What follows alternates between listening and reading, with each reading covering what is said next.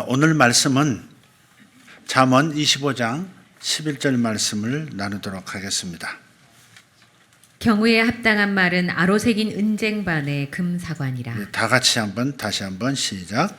경우에 합당한 말은 아로새긴 은쟁반의 금사관이라. 아멘. 그려지시나요? 아로새긴 은쟁반. 아주 조각을 예쁘게 그림처럼 은쟁반에 이렇게 조각을 한 그런 쟁반 위에, 은쟁반 위에 황금 사과가 얹혀져 있는 것을 한번 생각해 보세요. 그게 경우에 합당한 말이 그렇다 하는 겁니다. 이렇게 아름답다, 이렇게 가치가 있다, 그런 거죠. 오늘 말씀의 제목은 사전 예방 사후 치유입니다. 오늘 본문의 말씀을 현대어 성경이라고 하는 번역본에서는 이해를 돕기 위해서 이렇게 의역을 했습니다. 은쟁반에 담겨 있는 금사과가 보기에도 아름답듯이 경우에 따라서 적절히 하는 말은 얼마나 듣기 좋은가. 성경에는 하나님께서 이때는 이 말을 하시고요, 저 때는 저 말을 하는 것처럼, 그래서 모순되게 느껴지는 그러한 말씀들이 있습니다. 예를 들면 어느 곳에서는 죄 삭은 사망이다. 로마서 6장 23절이에요. 죄를 지으면 사망이야. 죄 삭은 사망이다 하시면서 절대 죄 짓고 살지 말라고 말씀하십니다. 그러나 또 어느 곳에서는 죄가 더한 곳에는 은혜가 더욱 넘친다. 로마서 5장 20절입니다. 죄가 더한 곳에는 은혜가 더욱 넘친다. 그렇게 말씀하시면서 말을 바꾸시는 거예요. 죄를 많이 지으면 지을수록 은혜가 크니까 안심하라, 그렇게 말씀하시는 거예요. 문제는 사람들이 오해해서 이렇게까지 말할 가능성도 있다는 점을 얘기하려고 합니다. 그럼 은혜를 많이 받으려면 죄를 많이 지어야 한다는 말입니까, 목사님? 목사님, 은혜를 많이 받으려면 죄도 많이 지어야 되니까 죄를 많이 지어도 괜찮네요. 이렇게 생각할 가능성이 있다는 거예요. 예수님께서 죄를 은근히 조장하는 듯한 뉘앙스를 받았기 때문입니다. 주님께서 두 말씀을 주신 상황이 전혀 달라요. 죄 삭은 사망이다. 이것은 죄 짓기 전에 사람에게 주신 말씀입니다. 네가 죄를 지으면 사망으로 대가를 치르니까 조심하면서 살라, 그런 경고예요. 사전 예방 사역입니다. 죄가 더한 곳에 은혜가 더욱 넘치나니라는 말씀은 이미 죄를 저지르고 그래서 죄책감에 시달리고 있는, 그래서 절망하고 있는 사람에게 주신 말씀이에요. 그래서 큰 죄를 지은 사람일수록 하나님의 은혜가 크니까, 용서가 더 크니까 안심하라, 그런 말씀입니다. 큰 죄를 지어본 사람이 은혜를 더 크게 깨닫고 그래서 열정도 남다르고 사역도 열심히 하게 된다는 말입니다. 그래서 이것은 사후 치유 사역입니다. 죄 짓기 전에 사람에게 죄가 더한 곳에 은혜가 더욱 넘쳤나니라는 말씀을 하지 않으세요. 이 말을 듣고 맘 놓고 죄 지을 가능성이 많기 때문에 그렇습니다. 이 말씀을 죄 지은 사람이 하면 자기 변명밖에 되지 않죠. 남이 나에게 해주어야 근사한 치유의 말씀이 됩니다. 죄 지은 후에 죄책감에 쌓여서 낙담하고 있는 사람에게는 죄 삭은 사망이다 라고 말씀하지 않으세요. 사람을 확실하게 죽이는 말이 되기 때문에 절대 그렇게 말씀하지 않습니다. 이건 아로새긴 은쟁반의 금사과가 아니라 찌그러진 구리쟁반의 돌덩이입니다. 서로 충돌해서 오해될 소지도 충분히 있습니다만은 주님께서는 상황에 따라서 다른 말씀을 하시는 것 같지만 의미는 같습니다. 나는 아직 너를 사랑하고 있다, 그런 말씀 드린 거죠. 사전 예방의 말씀도 사랑이고 사후 치유의 말씀도 사랑이죠. 어느 상황에서도 우리를 편들어 주시는 그 사랑입니다. 사전에는 예방의 말씀으로, 사후에는 치유의 말씀으로 위로하고 격려하시는 예수님이 그래서 우리는 좋습니다. 마태복음 26장에 보면 예수님께서 겟세마네 동산에서 십자가를 지시기 전에 피땀을 흘리면서 기도하실 때 쿨쿨 잠자고 있던 그 제자들 이야기가 나옵니다. 잠자고 있는 제자들에게 주님께서 섭섭해서 책망하십니다. 너희가 나하고 함께 1시간도 이렇게 깨어 있을 수 없더냐? 그러나 금방 제자들을 편들면서 말을 또 바꾸세요. 마음에는 온유로되 육신이 약하도다. 이렇게. 사실은 제자들의 육신이 약해서 잠잔 게 아니었습니다. 마음이 있으면 감춰졌던 초능력도 발휘해서 사는 것이 사람이 아닙니까? 마음이 없으니까 그 상황임에도, 그 스승의 그런 처절한 상황임에도 반복적으로 잠을 잔 것이죠. 그러나 주님께서는 이미 자버린 제자들에게 육신이 약하다 편들어 주시면서 사후 조치를 해 주십니다. 이 말을 제자들이 하면 자기 변명이죠. 마음은 온유로도 육신이 약해서. 이게 자기 변명이죠. 그러나 주님께서 제자에게 하실 때에만 이 말씀은 은혜가 되는 겁니다. 마음은 원인데, 마음이 없는 것이 아니야. 마음은 원인데 너희들 육신이 약해서 그런 것이다. 이렇게 해서 위로해 주시고 편하게 해주시는 겁니다. 청년들이 믿지 않는 배우자하고 결혼해도 되겠느냐고 목사에게 상담해 오는 경우가 간혹 있습니다. 이러면 절대로 믿지 않는 사람과는 결혼하지 말라고 말합니다. 불신자와 살며 행복해지는 것은 롯데월드 빌딩 꼭대기에서 떨어져 살아날 확률과 같다. 이러면서 겁을 줍니다. 너는 평생 남편과 영적인 대화 한마디도 나누지 못하면서 사는 영적 과부가 될 거야. 성경에 가정을 안식처라고 말했지. 어디 선교지라고 말한 적이 있느냐. 결혼식은 아웃리치가 아니다. 이렇게 말해주면서 극구 반대합니다. 그런데 그렇게 되나요 또? 일단 막상 결혼하고 오면 목사는 말을 확 바꿔야 됩니다. 야, 하나님이 믿지 않는 네 남편 얼마나 사랑하셨으면 너같이 믿음 있는 여인을 배우자로 붙여주셨을까? 하나님이 네 남편 구원하시려고 하는 사인이야. 절대 포기하지 마. 하나님이 너를 선교사로 그 가정에 파송하셨으니까 순교하는 마음으로 복음화하거라. 너의 결혼식이 선교사 파송식이다. 아까 했던 말과는 서로 다른 말 같지만 사실은 같은 말이에요. 사전 예방과 사후 치유 때문입니다. 일단 일이 벌어지면 사전 예방의 말을 하면 안 됩니다. 사후 치유를 해줘야 합니다. 어떤 대형교회에서 주일학교 교사가 우울증을 심하게 앓다가 자살을 한 적이 있었습니다. 담당 전도사가 목사님에게 위로 예배를 인도해 달라고 부탁을 드렸습니다. 목사님은 언뜻 들을 때 교통사고로 알아듣고 설교 본문을 준비해서 병원으로 갔어요. 근데 목적지에 도착하기 3분 전에 운전하던 전도사가 사인이 자살이었다고 말해준 겁니다. 우울증이 걸렸는데 자신이 결혼하고 싶은 형제를 부모가 반대해서 힘들어하다가 스스로 목숨을 끊었다는 사연이에요. 그 말을 듣고 목사님이 크게 당황을 했습니다.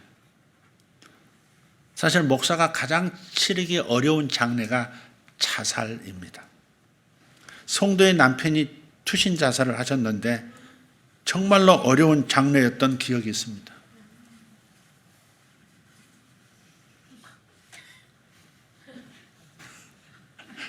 김신우 집사님 할 말 있으신가요? 너무 힘들었어요.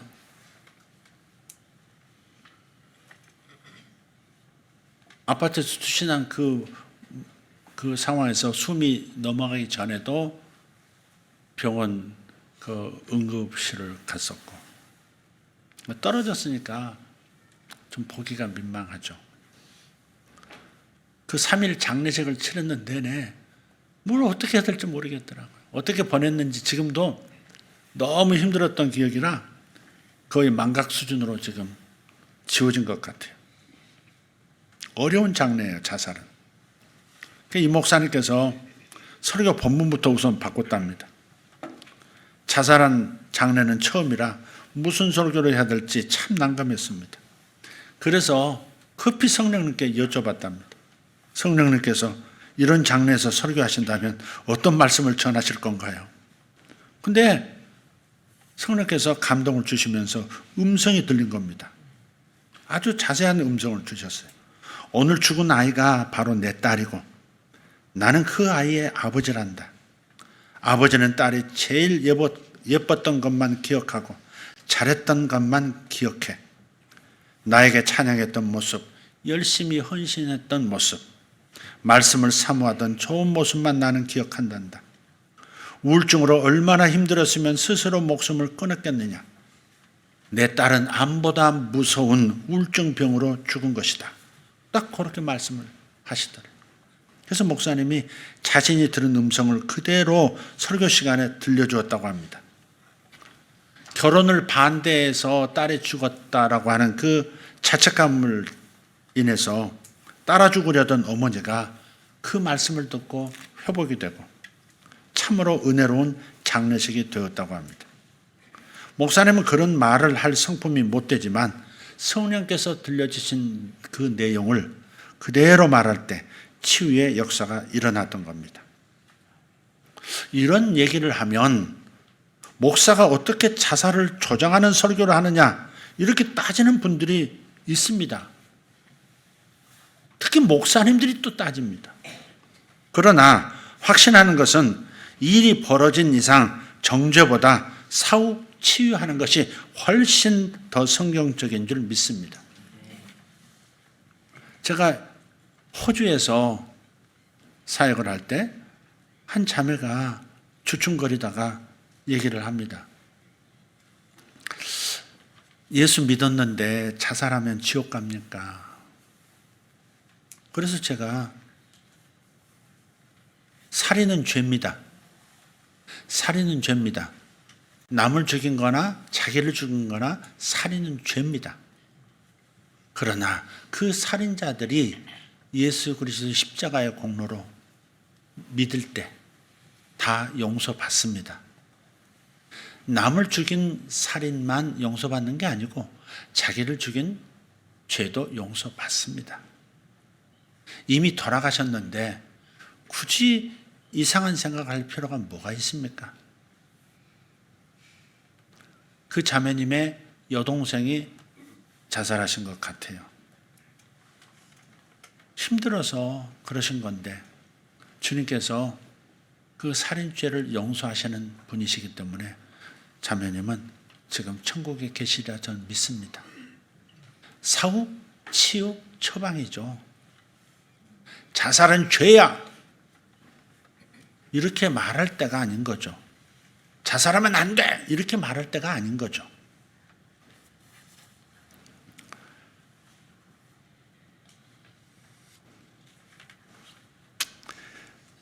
확신하는 것은 다시 한번 말씀드리자면 일이 이왕 벌어진 이상 정죄하는 것보다는 그 마음을 치유하는 것이 훨씬 더 중요하고 그게 성경적이다 하는 거 꼭 기억해야 합니다. 크리스천들이 사람들과 낙태에 대한 논쟁을 하는 경우가 있습니다. 낙태 문제를 된다, 안 된다 이 관점으로 접근하면 반드시 그 논쟁, 그 대화는 실패합니다. 결론은 나지 않고요. 서로에게 상처만 남깁니다. 이런 문제는 치유의 관점에서 접근해야 합니다. 치유는 사전 예방과 사후 치유 두 가지가 있다고 말씀드렸습니다. 낙태 전의 사람에게는 낙태는 죄라고 분명히 말해야 합니다. 남을 죽이는, 그것도 자식을 죽이는 거 아닙니까? 이렇게 말해 주어야 합니다. 근데 낙태하면 커다란 죄책감 생기고 영적 후유증도 크니까 하지 말라고 강력하게 권면하죠. 그러나 이미 낙태를 한 사람에게는 달리 말해야 하는 것이죠. 이런 사람은 말 안 해도 이미 죄책감을 가지고 있습니다. 그래서 이런 분들에게는 하나님이 당신을 사랑하신다고 말해줍니다. 낙태는 구원과는 상관이 없다고 안심시켜 줘야 합니다. 얼마나 힘들었냐 공감해 줘야 합니다. 이런 사람에게는 답이 아니라 같이 울어줄 사람이 필요한 것이죠. 답을 주려고 하면 상처받는 사람이 더 많습니다. 어떨 때는 답이 필요 없을 때가 있습니다. 예수님께서는 이것을 잘 구분하신 분이에요. 언젠가 제가 전도사 때입니다. 막 전도사가 되었을 때인데 저희 큰 고모님이 그 연세가 높으셔서 아버님은 막내시고 하니까 어머니 같으신 고모님이세요. 아버지에게는 어머니 같은 누님이세요. 근데 이 매형께서 아버님의 매형이시니까 내가 뭐라고 해야 되나 고숙이 되시죠. 고숙께서 돌아가셔서 장례식에 갔어요.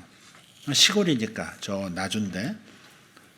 근데 장례식이 거의 다 끝날 무렵에 고모님께서 저를 조용히 좀 이전도사 저 좀 보세. 그래서 따로 방으로 들어갔어요. 고모님이 쉽게 말씀을 못 꺼내시는 거예요. 저한테는 할머니 같으신 그런 분이시죠.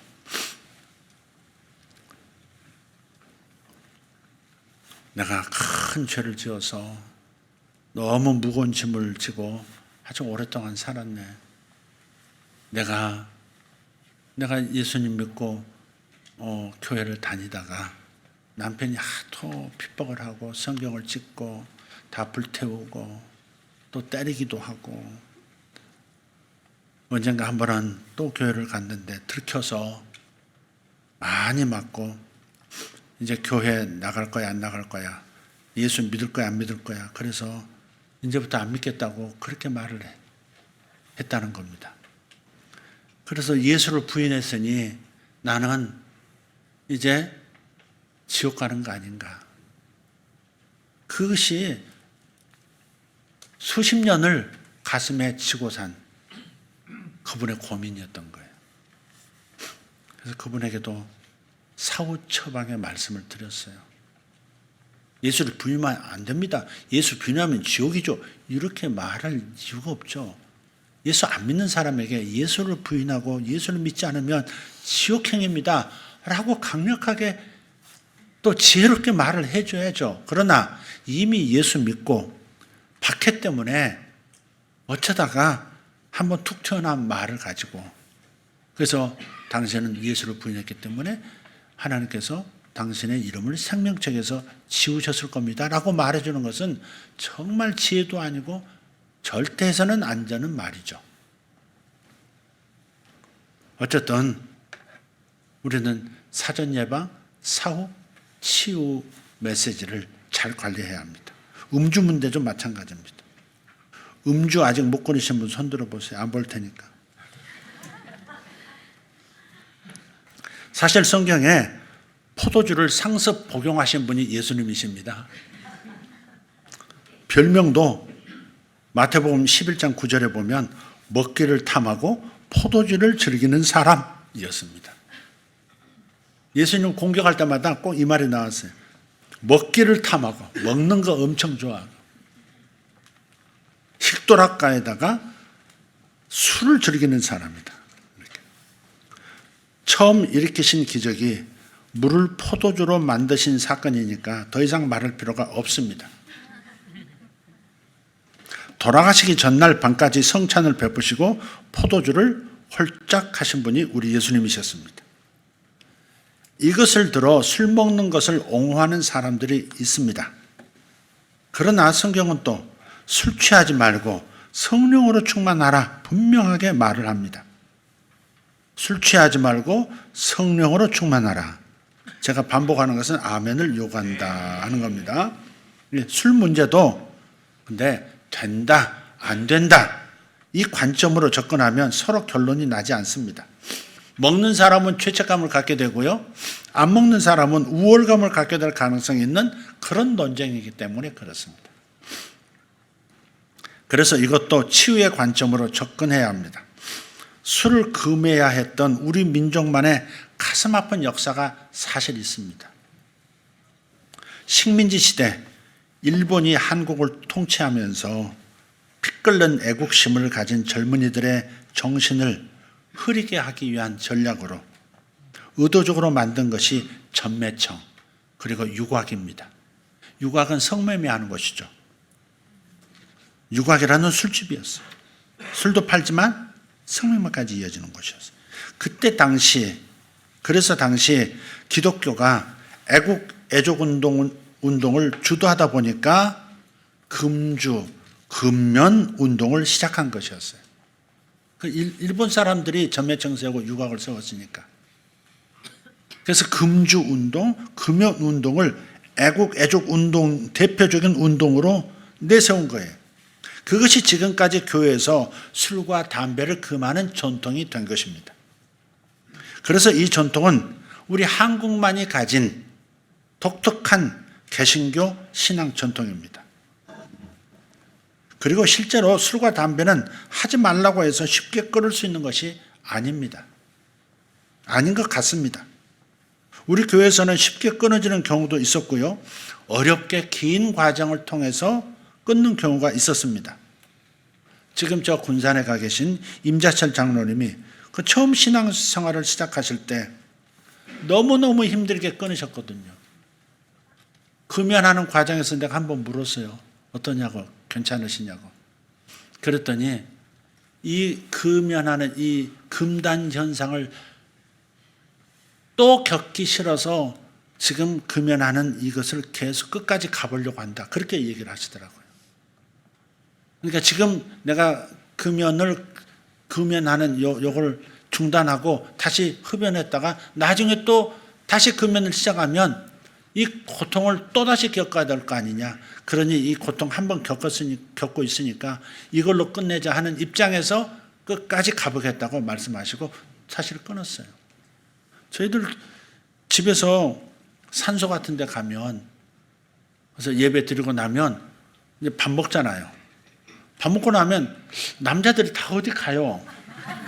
어느 순간에 보면 다 어디 갔어요. 이렇게 임자철, 이민석, 우리 막내 동생 다 어디 갔어요. 한참 있다 나타나더라고요. 어디 갔다 이렇게 다 같이 배탈 났나? 나중에 나 눈치를 못 챘어요. 나중에 아내가 그러더라고요. 이거 하러 갔다는 거지. 아, 그랬구나. 쉽게 끊어지지 않는 경우가 대부분이에요, 사실. 네. 다른 경우는 이종민 집사님 경우 같은 경우가 있어요. 처음 대면한 게 이성경 집사, 아내 되시는 이성경 집사님의 그 샵이었었어요.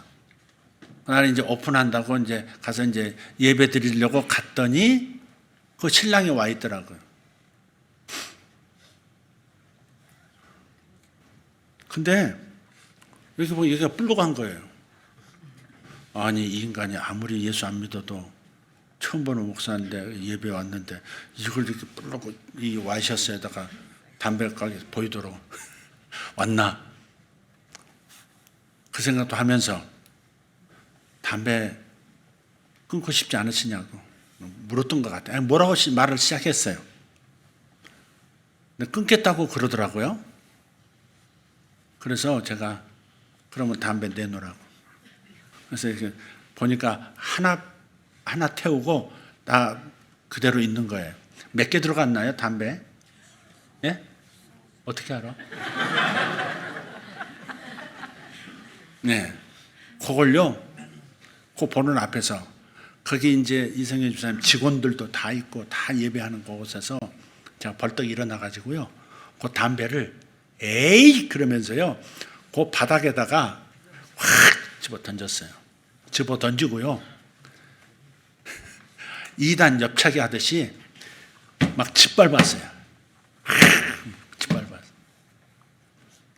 그러니까 얼마나 당황스러워요, 그 상황이. 나도 지금 생각하면 다시 하라면 못 할 거야, 그거. 그냥 얼굴을 보니까 멍한 얼굴에다 이게 뭔 일인가 하는 이정민 집사님의 그 독특한 표정은 멍 이렇게 있는 거예요. 그러더니 갑자기 눈이 반짝반짝해더니 아 쉽다 그러더라고요. 아 쉽다 그러더라고요. 그래서 나중에 일주일 뒤에 물어봤어요. 담배 안 피웠다. 중학교 때부터 하루 한갑 반이던가 뭐 이렇게 피웠은. 이정민 집사님 어디 갔어? 아니 부끄러운 일이 아니지. 승리한 얘기니까. 중학교 2학년 어떻게 중학교 2학년부터 시작했을까? 물었더니 실험을 해봤대. 담배가 안 피고 싶더래요. 그렇게 담배를 오랫동안 피우고 하루에 한갑 반씩 피면 이게 땡기잖아요. 근데 안 땡기더래요. 근데 실험을 해보고 싶더래. 그래서 하나 펴가지고 쫙 했는데 영 맛이 안 나가지고 에이 골치 아프다 그러서는 안 했대요. 그 후에 또 몇 번 물었어요. 다시는 손 안 되는. 지금 다시 돌아간 거 아니죠? 네. 이렇게 뭔가 이렇게 금방 끊어지는 경우도 있지만 대부분은 좀 긴 시간을 인내해야 가능하더라 하는 겁니다. 일반적인 입장에서 보자면 술과 담배는요, 기호식품입니다. 다른 매력적인 대체물을 기독교 문화가 제공해야 하는 것이죠. 술 몸에 가자니 술 마셔야 하고 안 마시자니 왕따 당하는 기분도 분위기도 문제입니다. 이러한 술 문화에 대해서 고민하는 크리스천 대학생들, 직장인들에게 제시하는 대안이 있는데 대형교회 목사님께서 내놓으셨더라고요. 많은 성도들을 섬기시던 분이니까 어떤 분들에게는 도움이 되리라 생각합니다. 자, 뭐냐? 첫째, 아예 처음부터 자신이 술과 담배를 하지 않는 그리스도인이라고 직장에서든 학교에서든 친구들 사이에서든 선포하는 것입니다. 초강경적인 셈입니다. 제가 군대 갔을 때 사용한 방법입니다. 처음에는 많이 맞았어요. 술 안 먹는다고. 근데 나중에는 다들 그러더라고요. 넌 진짜야. 그러더니 너는 무조건 교회 가 주일날. 일도 하지 마. 교회 가. 넌 진짜야. 그러더라고요. 그리고 그 다음부터 사이다를 마시라고 해주고 그러더라고요. 이런 방법이 있고요. 두 번째는 시간이 지나서 고참이 되어 영향력을 일단 가지게 됩니다. 그런 다음에 주도 세력이 되어서 술 모임을 건전한 스포츠 모임이나 자기개발 모임으로 전환하는 겁니다. 기호 대체물을 제공하는 거예요. 아니면 전략적으로 알코올 도수를 낮추어 가는 겁니다. 요건 좀 그림이 잘 안 그려져요. 저는 술도 안 하고 못 하는 사람이니까. 그럼 그렇게까지 이런 말까지 해야 되나 싶은 면이 있는데 요 목사님이 경험 많으시는 분이니까 요거 말씀을 드려볼게요. 소주 모임을 맥주 모임으로 바꾸라는 거예요. 그럼 맥주 모임을 한참 갔다가 맥주 모임을 와인 모임으로 바꾸라는 거예요. 품격 있고 근사한 파티 혹은 교제 문화로 바꿔가는 것. 오늘날 세상 속에서 하는 그리스도인의 지혜로운 전략이 될 수도 있겠다 싶습니다. 저는 이해가 잘 안 돼요. 어쨌든 요즘은 이런 음주와 흡연 문제는 진리가 아니라 문화이기 때문에 진리가 아니라 죽고 사는 문제가 아니라 문화이기 때문에 문화적 접근으로 풀어가야 한다는 말씀을 드리고 싶은 거예요. 물론 건강 문제로 접근하는 방법도 있습니다. 제가 기도 사역을 하던 몇 년이 지났는데 그러니까 지금부터 한 20년 정도 된 것 같습니다. 저기 일산에서 순댓국집을 하시는 전직 해병대 대령이 한 분 계세요. 큰 순댓국집을 하세요. 지금도 하시나 모르겠어요. 근데 그분이 저한테 기도받으러 오셨어요. 근데 그분이 들어와서 제 앞에 앉았는데 갑자기 방 안이 자욱한 연기로 가득해지는 거예요. 그러니까 제 이 눈으로 보는 게 아니죠. 마음의 심상으로. 갑자기 뭉클뭉클 연기가 가득한 방으로 변하는 거예요. 그래서 이게 뭐지? 그러고 있는데 그분 머리 위에 이렇게 빨간 동그라미가 그려지고 불 붙은 담배 하나가 보이더니 이렇게 사선으로 착 이렇게 그 금지 요 표시가 이렇게 뜨더라고요. 그래서 이분이 담배 피우시는구나. 안수 집사님이시는데 담배를 피우시는구나. 근데 어떻게 말을 해야 되지? 근데 주님께서 지혜를 주셨어요. 이렇게 말하라는 거예요. 다른 사람은 담배 피워도 괜찮을지 모르지만 너는 계속 담배 피우면 너 오래 못 산다. 그렇게 얘기를 전하라는 거예요. 그래서 그대로 전했어요. 그분이 기분 나빠하지 않고 심각하게 받으시더니 알겠습니다. 그러시더라고요. 지금 끊으셨나 몰라요. 안 끊으셨으면 돌아가셨을 거고.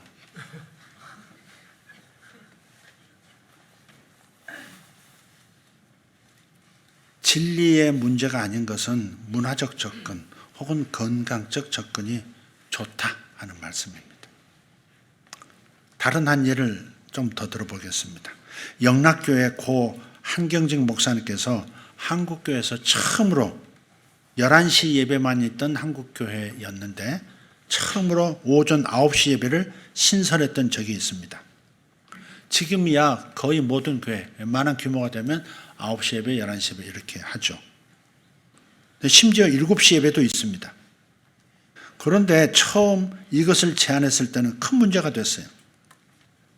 아니, 인간의 편의를 위해서 예배 시간을 어떻게 변경할 수 있냐? 교인들로부터 거센 항의를 한 목사님이 받으신 적이 있었다는 기록이 있습니다. 9시 예배를 드리고 놀러 나가는 것을 목사가 정당화하는 거 아니냐? 그런 항변입니다. 1940년대에는 교회 안에 화장실을 들여놓는 문제를 놓고 교단이 갈라질 만큼 박터지게 싸웠습니다. 교회 안에 자판기를 놓을 것인가 말 것인가를 놓고 또 격한 논쟁을 벌이기도 했습니다. 교회에서 기타를 칠 수 있냐 없냐 가지고 어마어마한 시간을 들여서 논쟁이 있었습니다. 그런데 거기다가 드럼을 친다? 있을 수 없는 일이다. 박터지게 또 싸웠습니다. 교회 여성교회에서 선한 사업을 위해서 참기름 시장에서 떼다가 교회에서 팔면 된다 안 된다 했던 때도 있었습니다. 교회는 기도하는 집인데 장사하는 소굴로 만들지 말아야 한다 하는 겁니다. 지금 와서야 웃으면서 문화적인 문제로 받아들이고 교회 상황에 따라서 허용 여부를 결정하지만 당시만 해도 그런 것들을 진리로 여겼기 때문에 쉽지가 않았습니다. 옳고 그름의 문제가 아닌 이상 문화적 접근으로 지혜롭게 풀어나가는 크리스천의 자세가 더 필요한 시대가 되었습니다. 동성연애 문제도 사전 예방이냐 사후 치유냐 관점에서 지혜롭게 말해야 할 것 같습니다. 그런 설교를 하다 보면 자칫 오해를 불러오기 때문입니다. 진짜 명예는 사후 치료를 잘하는 의사가 아닌 것은 분명합니다. 사전 예방을 잘해주는 의사, 그게 진짜 명예라고 생각합니다. 사전 예방을 잘해주면 돈을 벌 수 없다는 것이 의사들의 고민이 될 수도 있겠습니다만은 최고의 명예이신 예수님은 사후 치유보다 사전 예방 사역을 훨씬 잘하셨습니다. 신앙도 사전 예방이 훨씬 중요합니다. 사전 예방하면 나중에 병들어 쓸데없이 고생하지 않기 때문입니다. 그래서 우리 교회에 오시는 분들에게 처음부터 다단계 사업은 요즘 참 많이 오만 것들이 다단계 사업으로 진행되지만 교회에서는 금합니다라고 말씀드리는 거예요. 교회에서는 하지 마십시오. 교회에서 성도들을 형제 자매들을 이익의 대상으로 보기 쉽기 때문에 교회에서는 절대 언급하시면 안 됩니다 하는 겁니다. 그래도 하긴 합니다. 나 모른 척 해주고 있지만 슬쩍슬쩍 하는 것도 있는 걸 내가 알아요. 그리고 돈을 빌려주고 빌리는 것을 금합니다라고 못을 박는 겁니다. 절대 아무리 어려워도 돈을 교회에서 빌려주고 성도끼리 돈을 빌리는 행위 하지 마십시오. 그래도 합니다. 근데 이렇게 못을 안 박아두면 얼마나 많겠습니까? 어제도 그런 얘기 들었습니다. 어느 교회에서 처음 자는 분이 어느 날 갑자기 뭐 계를 시작해가지고 그게 뭐 잘못돼가지고 교회가 통비박산이 나는 경우 얘기도 들었습니다. 자, 그런 의미에서 음주와 흡연 같은 문제는 처음부터 손을 대지 않는 것이 제일 좋은 길이고요. 그렇지 못했다면 할 수 있는 한 빠른 시간에 정리하는 것이 좋습니다. 물론 진리의 문제가 아니기 때문에 이것을 가지고 정죄를 하거나 정죄받을 일은 아니라는 것도 다시 밝힙니다. 사람들은 일이 일어난 후에 치유해주는 사람만이 나를 사랑하는 사람이라고 느낍니다. 그러나 나를 가장 사랑하는 사람은 사전 예방에 힘써주는 사람입니다. 그래서 앞으로 제가 드세게 죄입니다 라고 말하거든 상처받지 말기를 바랍니다. 이 얘기하려고 긴 시간 드렸습니다. 자, 기도하겠습니다. 하나님 감사합니다. 경우에 합당한 말을 할 수 있는 우리가 되어지기를 원합니다. 이 사전 예방의 언어를 사용할 건가? 사후 치유의 말을 할 것인가? 경우에 합당한 말을 꺼내어 사용할 수 있는, 이때는 이 말, 저때는 저 말 할 수 있는 지혜로운 목자들 되게 하시고 목원들 되게 하시고 우리 사역자들 되도록 주여 은혜를 내려 주시옵소서. 아로새긴 은쟁반의 황금 사과의 모습으로 하나님께서 우리 입에서 흘러나오는 권면의 말들을 주목하고 계신 것을 기억하고 하나님 지혜 있는 성도, 지혜 있는 교회, 지혜 있는 가장, 지혜 있는 부모들 되도록 은혜를 내려 주시옵소서. 감사합니다.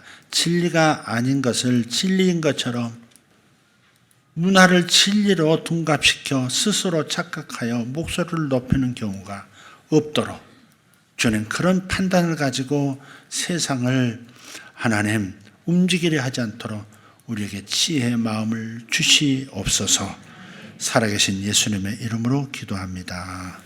아멘. 오늘 이 시간 함께 기도할 때 주님 경우에 합당한 말 할 수 있게 해주십시오. 경우에 합당한 말 할 수 있게 해주십시오.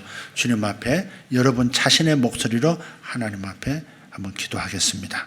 혹시 여러분 가운데 오늘 그렇구나, 이게 진리는 아니지만 나 자신을 위해서도 모두를 위해서도 하나님의 영광을 위해서도 속히 끊어내는 것이 정상인 것이구나 이렇게 마음에 닿았다면 그 기도도 주님 앞에 올려드리고 성령의 도우심을 받으시기를 바랍니다. 오늘 역사가 일어날 줄 믿습니다. 함께 기도하겠습니다. 주여 감사합니다. 경우에 합당한 말은 아루새긴 은쟁반의 금사라가